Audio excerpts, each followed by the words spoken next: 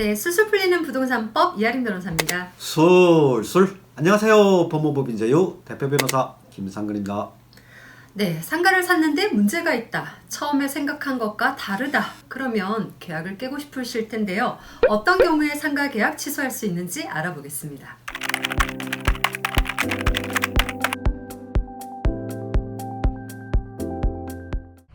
네, 상가를 사고 계약금만 치른 상태에서는 계약금을 포기하고 계약에서 자유로워질 수가 있습니다.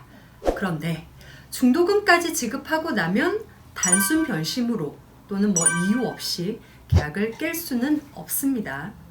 예, 중도금을 치르고 또는 잔금까지 치르고 나서는 매매계약이 깨지는 경우는 매우 드물지만 매매계약 해지하는 방법이 있습니다.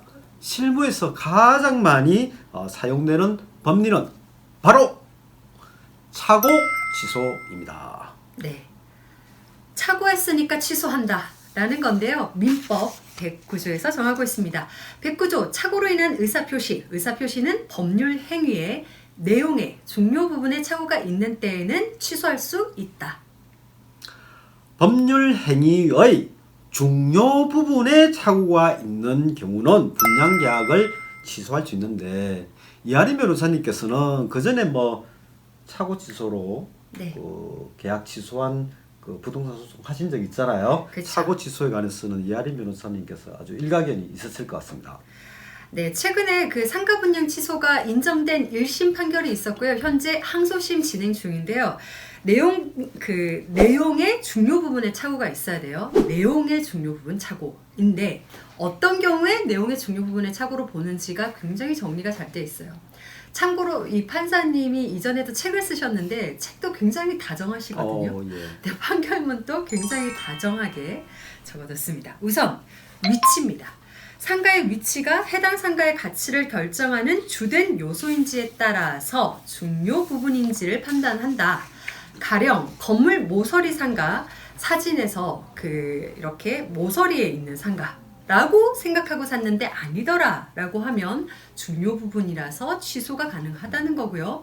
근데 다른 조건의 변화 없이 위치가 좌우로 조금 움직인 정도면 취소 대상이 되지는 않는다 라고 봤고요.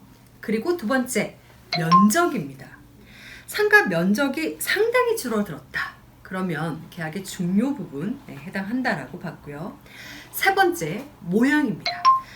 상가의 모양이 바뀌는 건데요. 예를 들어서 1층 상가의 외부 노출 부분이 달라지는 겁니다. 예컨대 안이 훤히 보이는 창 모양으로 되어 있던 상가였는데 이제는 다 막혀버렸다. 그러면 중요 부분이라고 할 수 있다는 거고요. 그리고 출입구의 개수나 위치가 바뀌었다. 왜 중요할까요? 사람들이 많이 다니는 곳에 있는 상가일수록 더 선호를 할 텐데 출입문이 바뀌었다는 건 유동인구가 바뀔 수 있다는 겁니다. 마찬가지로 계단, 승강기, 복도, 화장실의 위치가 바뀌었다. 우리 집 앞에 승강기가 있어서 아니면 에스컬레이터가 있어서 사람들이 쉽게 접근을 했는데 그게 아니게 됐다라고 하면 이것도 또한 중요 부분의 착오라고 봐서 취소가 가능하다는 겁니다.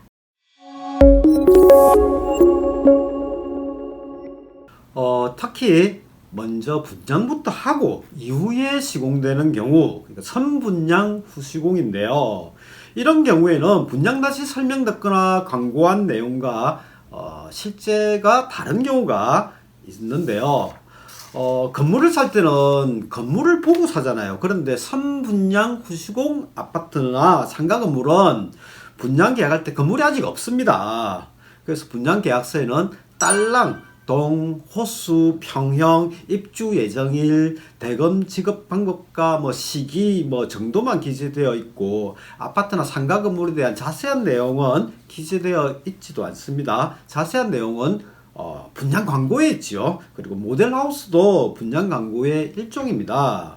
그래서 대법원은 분양 계약서에 안 나와 있다 하더라도 분양 광고한 내용 중에서 아파트 외형, 재질 등 이런 내용은 분양 계약의 내용이 된다고 봅니다.